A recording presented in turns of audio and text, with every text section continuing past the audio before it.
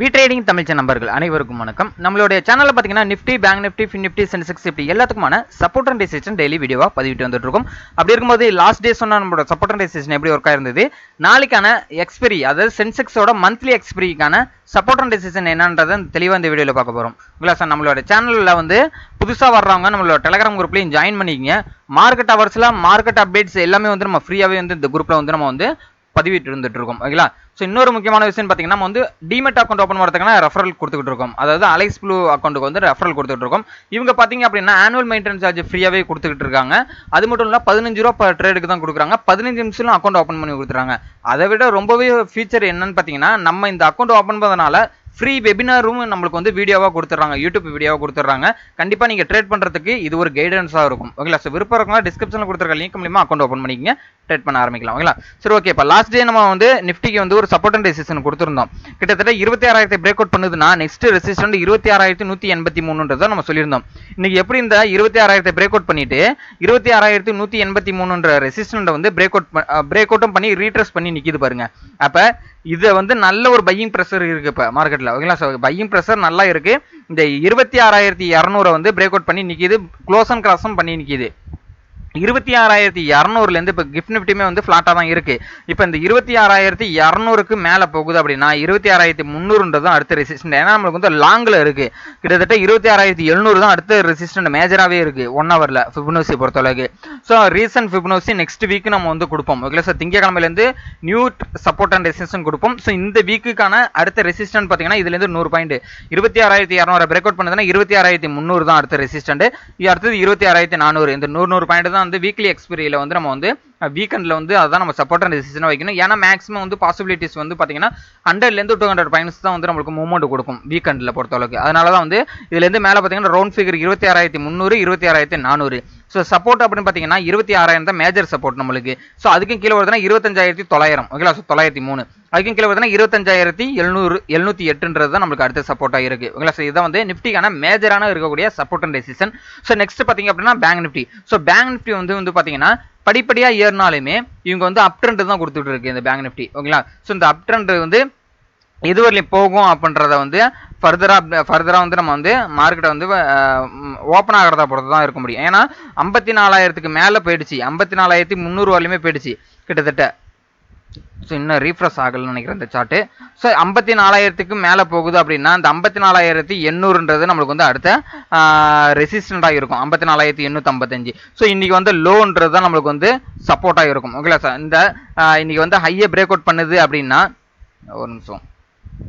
So இன்னைக்கு வந்து low நான் உங்களுக்கு சொன்ன இந்த ட்ரெண்ட் லைனை ட்ரா பண்ணுற மாதிரி சொல்லியிருந்தேன். இந்த ட்ரெண்ட் லைனை வந்து ட்ரா பண்ணி வச்சுக்கோங்க. நாளைக்கு வந்து இந்த ட்ரெண்ட் லைனை வந்து டச் பண்ணிட்டு எகைன் வந்து திரும்புது, டச் சப்போர்ட் எடுத்துட்டு திரும்புது அப்படின்னா கண்டிப்பாக அப் ட்ரெண்ட். ஓகேங்களா. இந்த 54,400க்கு மேலே போச்சுன்னா 55,124 தான். ஆனால் இன்பிட்வீனில் பார்த்தீங்கன்னா 55,000 ரவுண்ட் ஃபிகர் இருக்கு. ஓகேங்களா.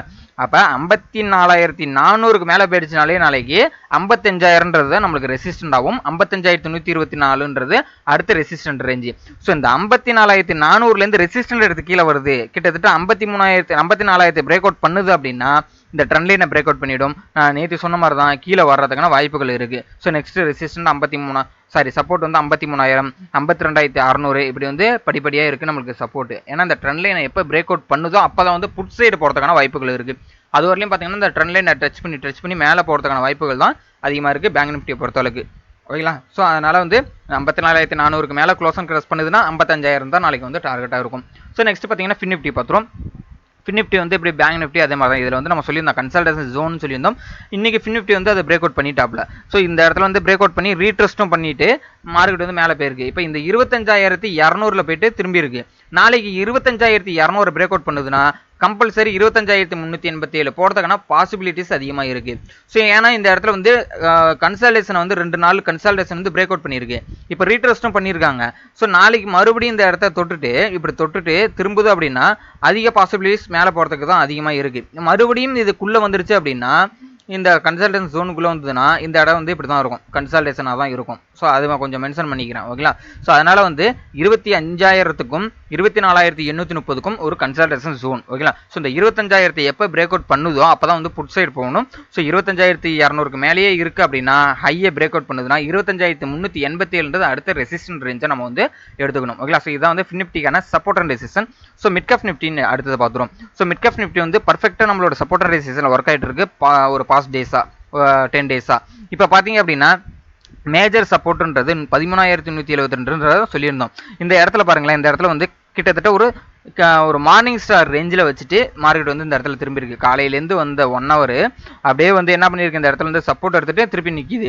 இப்போ நாளைக்கு வந்து நம்ம பார்த்தீங்க அப்படின்னா இன்னைக்கு போன ஹை கிட்டத்தட்ட 13,300 ஒரு மேஜர் ரெசிஸ்டன்ட். அதனால தான் ஃபிபனசி அந்த இடத்துல வந்து R3 வந்து நம்ம வந்து செட் பண்ணியிருக்கோம். இப்போ வந்து 13,300 வந்து பிரேக் அவுட் பண்ணுது அப்படின்னா 13,400 தான் போகும். அதேமாரி இந்த 13,300க்கும் 13,172க்கும் இன்பிட்வீன்ல வந்து ஒரு 120 பாயிண்ட் வந்து கன்சால்டேஷனாக தான் இருக்கும் ஓகேங்களா. ஸோ அதனால வந்து இந்த 13,300க்கும் 13,172க்கும் இன்பிட்வீன்ல மார்க்கெட் இருந்ததுன்னா இது மாதிரி தான் நடக்கும். இன்னைக்கு நடந்த மாதிரியே தான் நடக்கும்.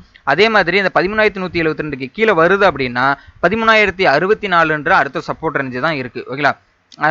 அதில் கொஞ்சம் பார்த்துங்க. அதேமாதிரி நீங்கள் போன ஹையை பிரேக் அவுட் பண்ணுதுன்னா ஒரு 100 பாயிண்ட் மேலே போகிறதுக்கான பாசிபிலிட்டிஸ் இருக்குது. ஸோ ஃபைனலாக பார்த்தீங்கன்னா நாளைக்கு எக்ஸ்பைரி ஆகக்கூடிய இண்டெக்ஸ் சென்செக்ஸ் ஓகேங்களா. So Sensex பார்த்துரும்.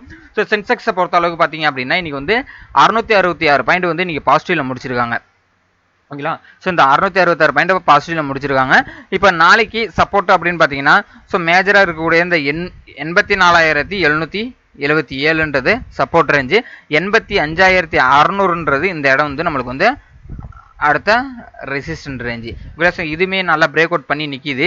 இப்போ நாளைக்கு ரெசிஸ்டன்ட் அப்படின்னு பார்த்தீங்கன்னா மேக்ஸிமம் வந்து 86,000ன்றது ரவுண்ட் ஃபிகர் ஓகேங்களா. ஸோ ஒரு 200 பாயிண்ட்ஸ் தான் இருக்குது. இந்த 86,000 வந்து பிரேக் அவுட் பண்ணுறதுக்கு முன்னாடி கண்டிப்பாக ரீட்ரெஸ்ட் எதிர்பார்க்கணும் ஓகேங்களா.